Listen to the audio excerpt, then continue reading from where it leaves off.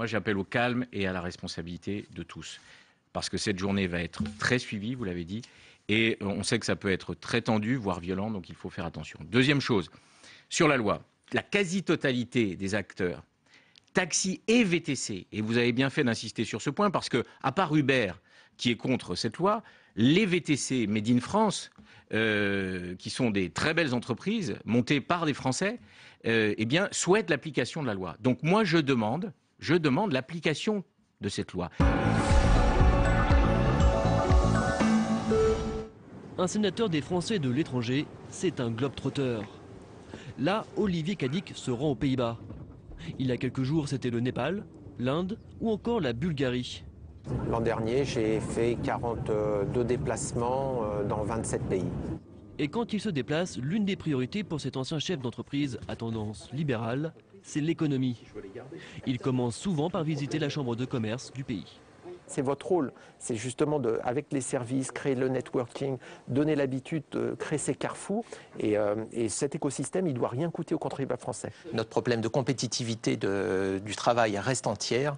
Et donc, c'est pour ça que, revenu au Sénat, élu au Sénat, j'ai décidé de siéger à la Commission des affaires sociales pour influer et faire baisser ces charges sociales.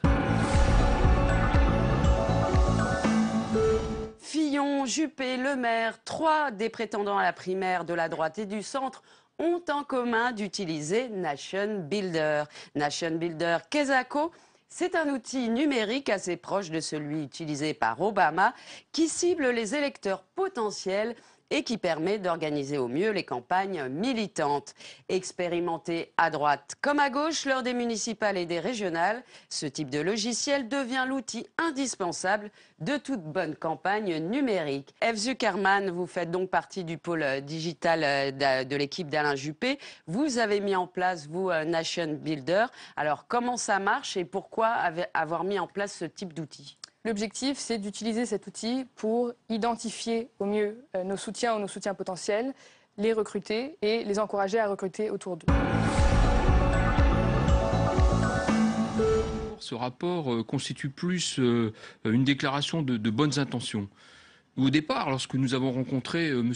Badinter, on lui avait demandé justement que ces principes qui sont érigés en droits fondamentaux soient accompagnés d'un contenu, qu'il précise un petit peu les choses. Et là, dans beaucoup de thèmes, dans beaucoup de matières, on ne retrouve pas les orientations que M. Badinter et le groupe de travail veut donner. La France qui est un pays ami et qui est un pays ami. Ça fait réagir Guy Birenbaum et Fabien Sassas en même temps. Hein. Écoutez, vous savez bien que je suis indépendantiste, donc personne n'est surpris que je tienne de tels propos. C'est même pas de la provocation, lui. Il est indépendantiste. C'est comme ça qu'il parle tout le temps, en fait. Il est indépendantiste. Et en plus, quand sur la polémique, quand Valls dit la nation corse, je sais pas ce que c'est, ben c'est dommage. Il y a eu une nation corse. Et lui, il fait référence à ça. C'est une nation qui a perdu sa souveraineté, mais pour lui, un jour, il la retrouvera. Et donc voilà. Ce sont des images que l'on n'imagine pas en France. 4200 migrants s'entassent ici dans des abris de fortune. Les jours de pluie comme aujourd'hui, la boue s'infiltre partout. Quelques points d'eau, des toilettes mobiles et Médecins du Monde qui sillonnent les allées. C'est un bidonville qui ne cesse de grossir aux portes de Calais.